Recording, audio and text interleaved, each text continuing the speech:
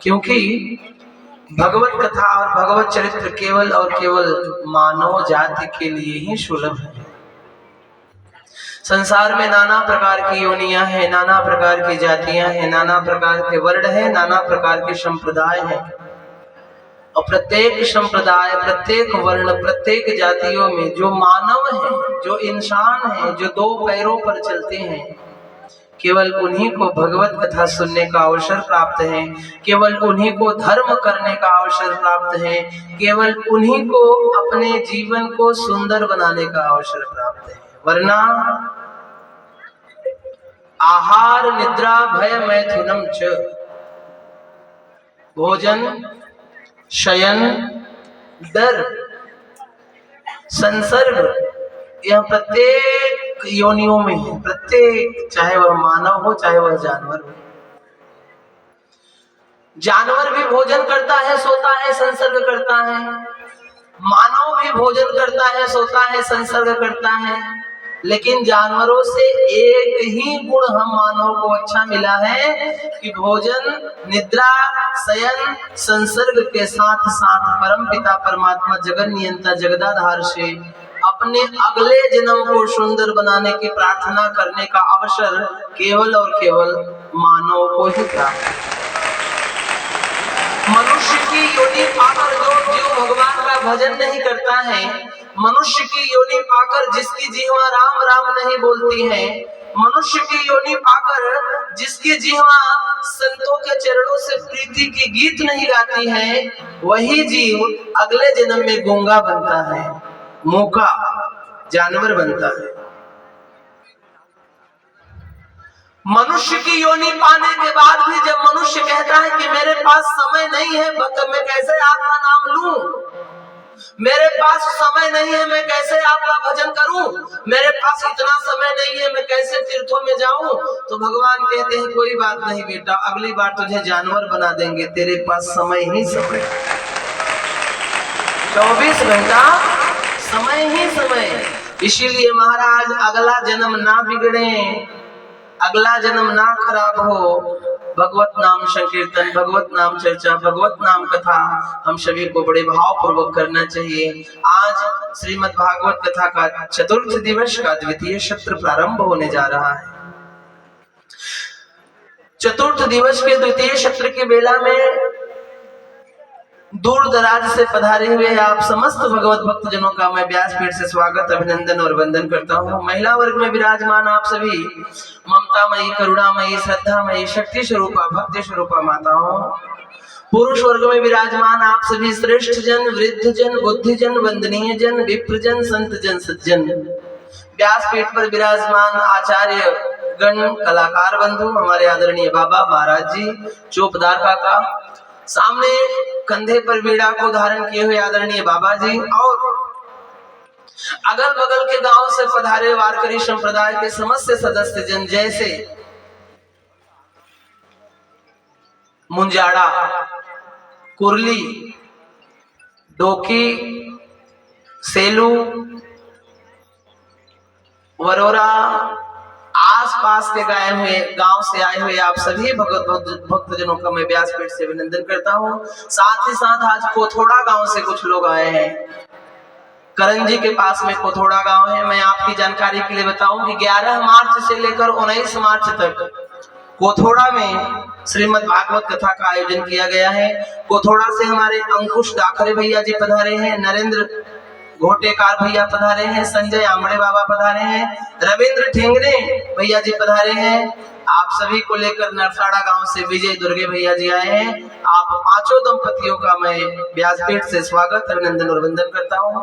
एक बार आप लोग भी जोरदार ताली बजाकर इन सभी का आभार। अपने गांव के लोग तो कथा में आते ही आते हैं, पर महत्वपूर्ण वे लोग हैं जो 40 किलोमीटर दूर से आधी रात को आए हैं और आधी रात को वे चले भी जाएंगे भगवान कृष्ण की तरह। मुझे लगता है विजय भैया, मुझे लगता है कि जैसे भगवान श्री कृष्ण का जन्म आधी रात को हुआ और वे आधी रात को गोकुल चले गए, वैसे ही आज आधी रात को आप लोग भी गोकुल ही जाने वाले हो, रुकने वाले तो हो नहीं। सो महाराज बड़े भाव पूर्वक हम लोग शांति पूर्वक बैठकर भगवत नाम की कथा को श्रवण करें। सुबह हम लोग बड़ी प्यारी कथा श्रवण कर रहे थे, वाह वाह। और श्रोता आप जैसे लोग हो तो कथा सुनाने का आनंद ही अलग है। हम लोग तो श्रोता ढूंढते हैं जो सुनने वाले हो। मैं जानता हूं कि मेरी भाषा आपके कम समझ में आती होगी, या मान लो आती ही हो अच्छे तरीके से, या ना भी आती हो, लेकिन मैं एक बात जरूर जानता हूं कि प्रेम की भाषा बहरे भी सुन लेते हैं, प्रेम की भाषा गूंगा भी व्यक्ति समझा सकता है। प्रेम की भाषा सबको समझ में आती है, प्रेम की भाषा सभी को ख्याल में आती है। प्रेम की भाषा सामने वाला ना बोले तो भी लोग पहचान लेते हैं कि ये क्या बोलने वाले हैं। हमारे इन शरीर में एक सबसे बड़ी महत्वपूर्ण चीज है मैया, ये हमारी आंख। ये आंखें बताती हैं कि सामने वाला व्यक्ति क्या बोल रहा है। आप देखो छोटा सा बच्चा हो और माँ बस आंखें दिखा दे तो बच्चा जान जाता है कि माँ को गुस्सा है। ये आंखें सब बता देती है महाराज कि आपके दिल में मेरे लिए नफरत है, कि आपके दिल में मेरे लिए प्रेम है। ये आंखें बताती हैं। मनुष्य के शरीर में ये आंखें खुली हुई किताब है। पढ़ने वाले तो आंख पढ़कर सामने वाले की मनोदशा को भांप लेते हैं। अब एक बात मैं और बताऊं, पाप अक्सर ये आंखें ही करती हैं। पाप अक्सर ये आंखें ही करती हैं। आपने देखा होगा जब मनुष्य कोई रोता है, जब कोई आदमी रोता है तो आंखों पे हाथ रख के रोता है।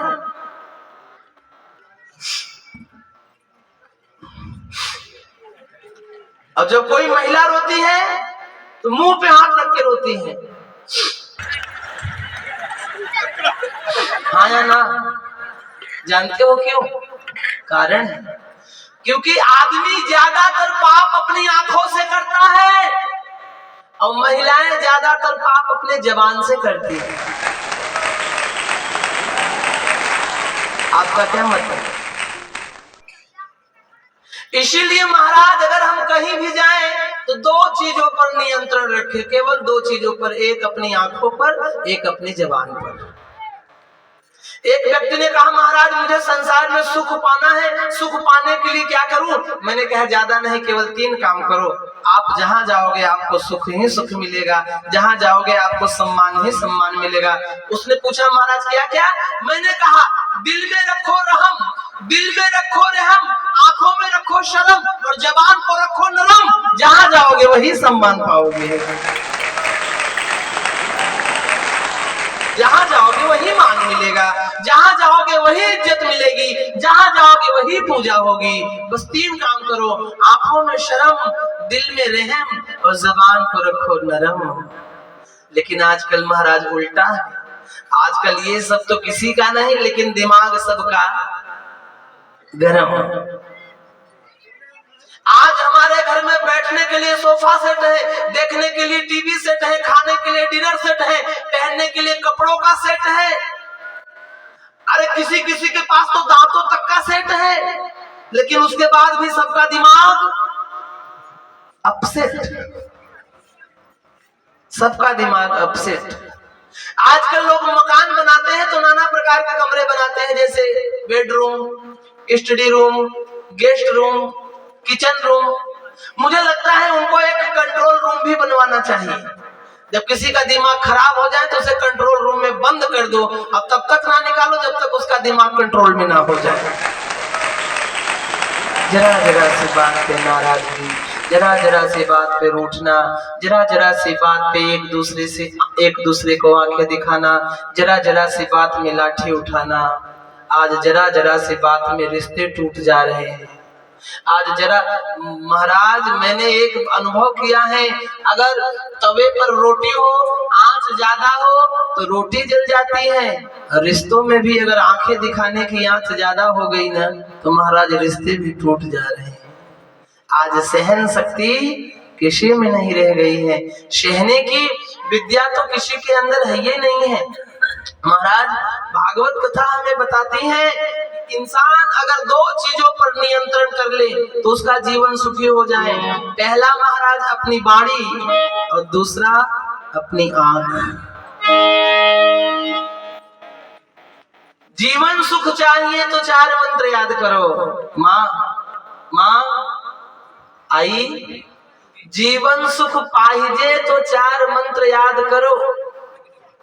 जीवन सुख चाहिए तो 4 मंत्र याद करो। पहला, हक दीन दुखी का कभी न खाना चाहिए।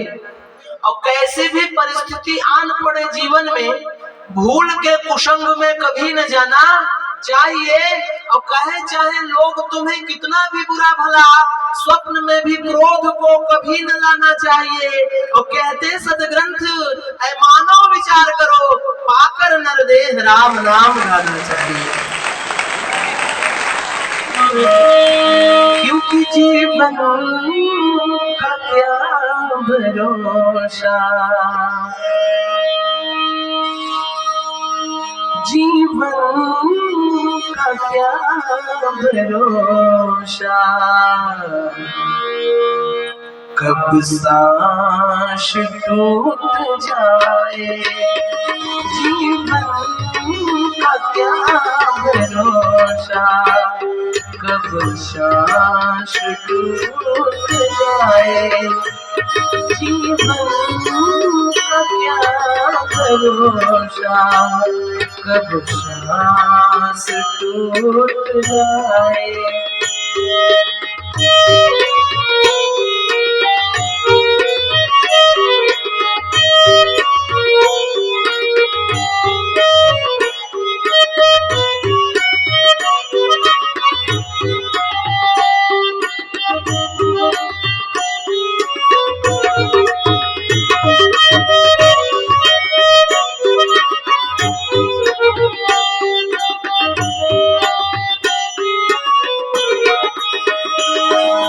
करना दगा तुम किसी से नहीं, तब दम ये निकले भरोसा नहीं। करना दगा तुम किसी से नहीं, तब दम ये निकले भरोसा नहीं। सबको गले लगाना,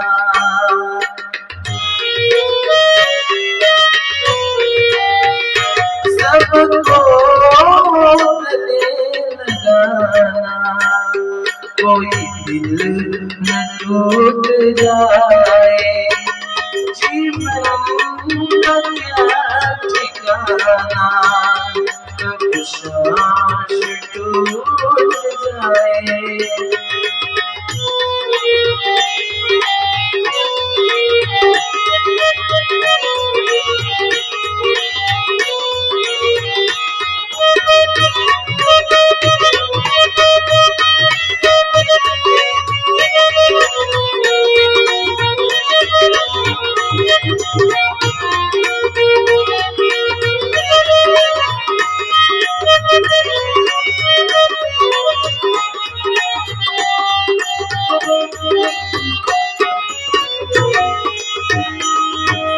आया है हमने ये मानुष तन, कर लो समय रहते हरि का भजन। आया है हमने मानुष का तन, कर लो समय रहते हरि का भजन। किसी का न दिल दुखाना,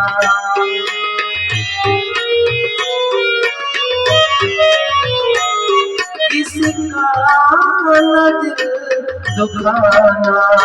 भव पार हम हो जाए। जीवन का क्या ठिकाना, कब सांस टूट जाए। जीवन का क्या ठिकाना, कब सांस टूट जाए।